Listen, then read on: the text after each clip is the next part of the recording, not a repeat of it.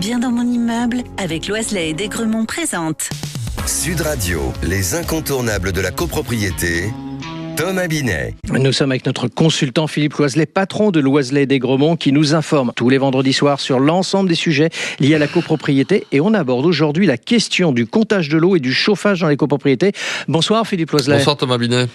Philippe, le comptage de l'eau et du chauffage concerne de très nombreux copropriétaires. Pour commencer, pourquoi ce sujet est-il devenu central, pour pas dire crucial, ces dernières années ? Le comptage individuel de l'eau et du chauffage central est en effet devenu un enjeu majeur pour 3 raisons principales. D'abord, la maîtrise des charges. Répartir équitablement la consommation permet de responsabiliser chacun. Ensuite, l'aspect environnemental. Mesurer, c'est déjà agir, et l'individualisation incite à limiter les gaspillages.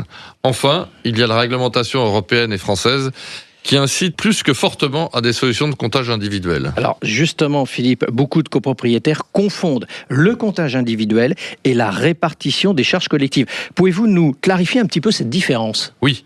En copropriété, l'eau et le chauffage sont souvent fournis collectivement, mais leur consommation réelle varie énormément selon les foyers. Le comptage individuel consiste à installer des compteurs dans chaque appartement. Ainsi, chacun règle en fonction de ce qu'il consomme et non plus uniquement selon sa quote-part de tantième ou la superficie de son logement. Et est-ce qu'il existe encore des freins ou des résistances à l'installation de ce type de dispositif ? Oui, plusieurs. Le premier est financier. L'installation initiale représente un coût pour la copropriété, donc pour les copropriétaires, et certains d'entre eux craignent un retour sur investissement trop long. Le deuxième est culturel. On entend parfois des craintes liées à l'intrusion ou à la complexité technique. Enfin, il y a la question des bâtiments anciens, avec des réseaux d'eau et de chauffage très complexes, où la pose de compteurs peut être plus délicate et donc plus chère. Mais globalement, avec la baisse du coût des équipements et l'évolution des mentalités, ces freins s'atténuent. Alors parlons justement de la technique.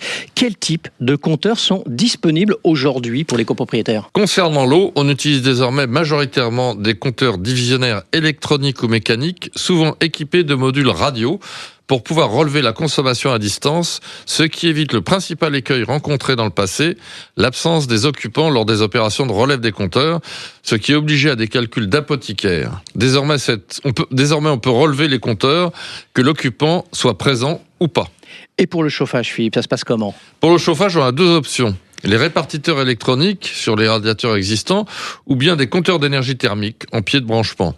Cela permet une mesure plus fine. L'avancée majeure, c'est également le relevé automatique à distance, ce qui évite les litiges et simplifie la gestion de ces dispositifs. Alors du côté de la réglementation, on va regarder un peu ce que ça donne. Quelles sont aujourd'hui les obligations pour les copropriétés ? Depuis plusieurs années, la réglementation française impose l'individualisation des frais de chauffage collectifs dès lors que le bâtiment permet techniquement l'installation de ces dispositifs.